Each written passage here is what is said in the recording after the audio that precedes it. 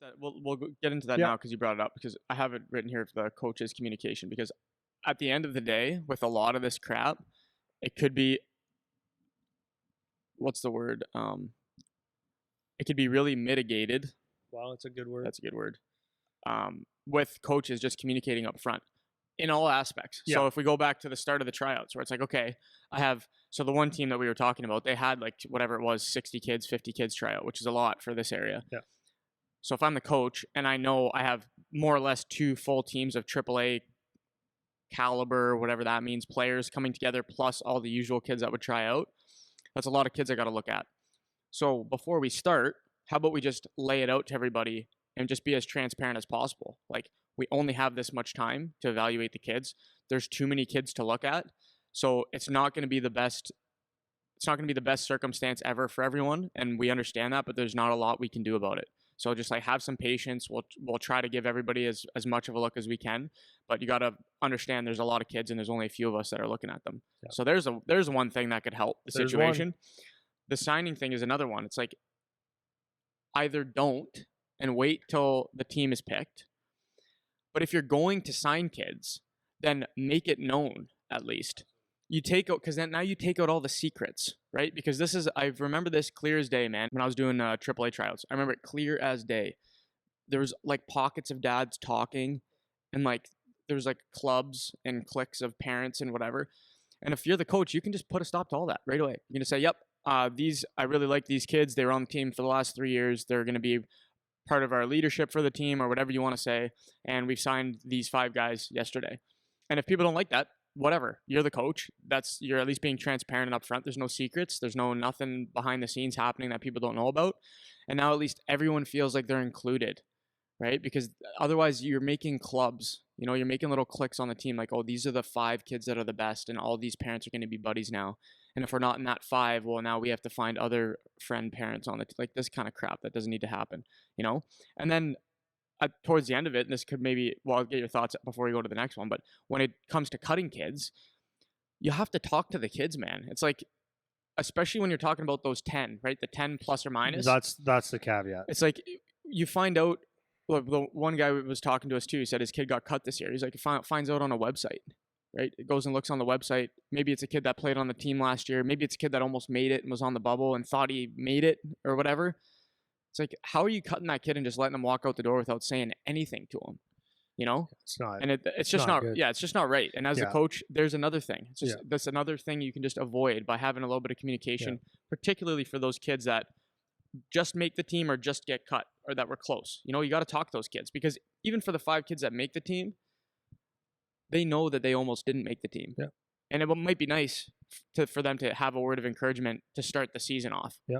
You know what I mean? So those are just a couple of thoughts for coaches. No, 100%. Like, so to be really clear again, you can't talk to every kid. If there's 60 kids and you're on the ice tomorrow, you don't have enough time. Mm-hmm.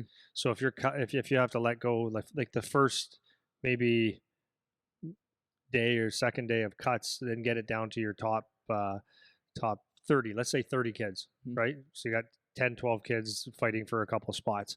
At that point, these kids are actually in the mix for trying, and I think you have to do your due diligence or be a human to a child and even to parents to help them find out why or why not they're going to make the team. Especially if a kid played on your team the year before. I think it's only common courtesy to maybe even encourage him. I remember I did this with a kid one year when I coached Charlie's team, young, but we had to cut only a couple kids. So it was the day one, and I went to the one boy, just a little boy. Yeah. So what am I gonna like? I'm thinking about this. Like, I know he's gonna get cut because there's nothing there. But what am I gonna do? Just cut him and just say, well, you just weren't good enough? So I went up to him about halfway through the first tryout, which was a horrible tryout for all of us because can't even play a real game. So I went up to him and I said, "Hey." I said, how you doing, bud? He goes, oh, good. I said, are you working your hardest today? And he goes, yeah. I said, are you sure? And he goes, yeah. And he looked at me like, what do you mean, right? Yeah. I think he was 8, 9. So I said, listen, we got to make the team. We're going to have to, we got 17 kids or whatever. And I said, you really have to work a little bit harder because it's going to be tough for you to make. There's a lot of kids out here. He says, you're going to have to work hard. I'm just telling you, just work a lot harder. If you don't, it's going to be hard to make this team. And he looked at me like, Yeah. right. But I did that. Yeah. So that Soften the then blow. and he was on the team before. Mhm. So when it was time to make our 2 cuts, I brought him in with his dad. And I said, just so you know, I did talk to him on the ice. I told him that he needed to work hard. And unfortunately, it's just, this, and this is the reason why. And maybe I don't have to do that much. And if you work on a couple things, then maybe you can get your way back on the team. Kid was crying, dad was fuming. But I did what I had to do as a human being. Yeah. Just didn't cut the kid. Right. So at the point when you're releasing kids that either played on the team or are really close, I think it's only the right thing to do to give them some sort of feedback.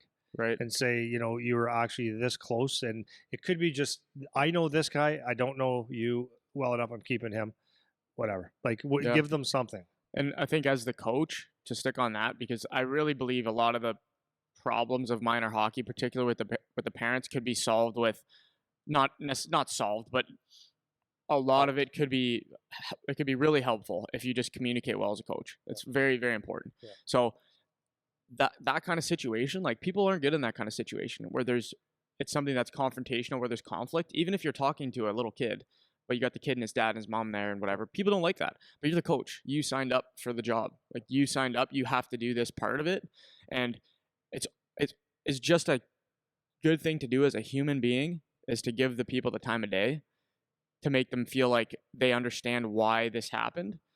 Because otherwise you leave the kid walking out the door with no answers. And then what's going to happen, which is, I remember this happening, the dad we were talking to said this happened. The kid walks out and he goes, like, what happened? Why did I get cut? And as He parents, just doesn't know. As parents, you're handcuffed because maybe you don't know. You're just like, I literally don't know what to tell you. I don't know. The kid, there's no recourse. There's nobody to ask. There's nobody to go to.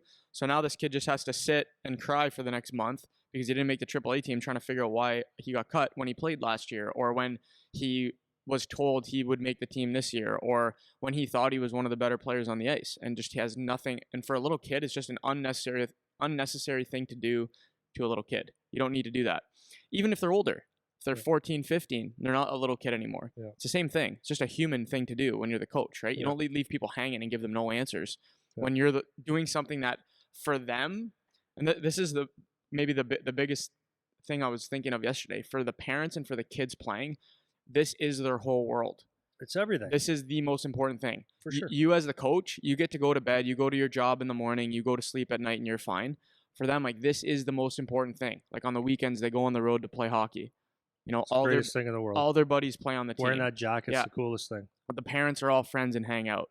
And now you're going to go cut this kid, which maybe they deserve to be cut. It's just the human thing to do, to try to give them something to walk away with when you have to cut them, And that's another huge issue I see right now with the tryout stuff. It's like, there's post the list on the website. There's no human element, So to me, that screams a couple things. One screams that I don't want the confrontation or to deal with having to have a conversation with dads that are going to be upset and kids that are going to be crying or explaining and maybe I don't know how to explain it. So I put a list up and now you can leave me alone. That's one. Yep. The other thing it screams to me is that, and I would say this happens a lot more often than not, and I've witnessed it very often, is you get someone that gets to be the coach. And I've seen it at the lowest levels, right up into the AAA levels. And when they become the coach, maybe for the first time in their life, they're in charge of something. Mm-hmm. Yeah, Maybe for the first time in their life, they're not just going to work where someone's telling them what to do. And for the first time in their life, they get to where I get to be the head coach. And their ego goes or it's the one thing that they can control and be the boss of, and they're right. And they could be not qualified. I've seen this, not qualified to coach a hockey team. But they're the head coach and they walk like it.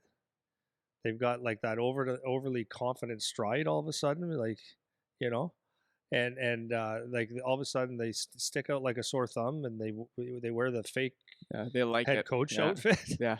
But now they and it's almost like watching the movies. The coach is the coach. Yeah, Herb He's the Brooks. Herb Brooks. Yeah, They're direct. They're hard asses. It is what it is. This is hockey, and they project that attitude where I don't have to explain because I'm the boss, and I see that more often than not. And I think that excuse me, that side of it comes across a lot more than people would actually think. absolutely. It's like I'm the boss. I don't need to explain it because I'm the coach. I don't owe you anything. And maybe you don't. In the OHL, you don't, but they still spend time talking to you. The NHL, when you leave, they give you some feedback. But at a youth hockey level, it's like I think the kids need to have some feedback on why they don't. But I think that's one of the reasons why it's listed. I don't have time for that because I'm the boss of this thing and can't tell me what to do, right? Yeah, it's like they're the boss. They like the power. Yeah. And I remember that too when I played minor hockey. It's I think back on some of these coaches, man. Like when we talked about the episode on coaches we liked and don't like, or that we liked and Yeah. didn't like.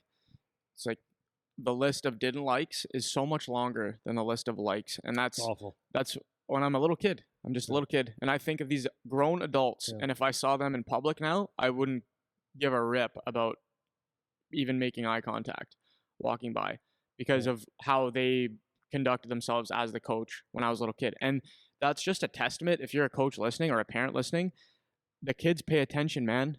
We pay attention, and you do Yeah, too, because 100%. you'll think back to your teachers and your Yeah. coaches that you had Yeah. as a grown up, and you think the same thing. That guy was a goof. That guy Yep. was a goof. That guy was a goof. Couldn't stand that teacher. Whatever. And it's mostly that, So don't think that you're going to be outside of judgment in that regard, just Yeah. because you're in the position of power. You're not. Everybody's going to look back and remember how you behaved as the coach, Yeah. and or as a parent for that matter. But particularly as the coach, particularly when you're dealing with cutting kids and there's a lot of emotion involved from the parents and from the players, a lot of that can just be dealt with through even half decent communication. And you're still going to have parents freak out and you're still going to have kids freak out and they're going to be devastated and all that. But at least you did the right thing as the person in charge, and you're doing as much as you can to help them with that, walk away from that situation with something that's useful to move forward with.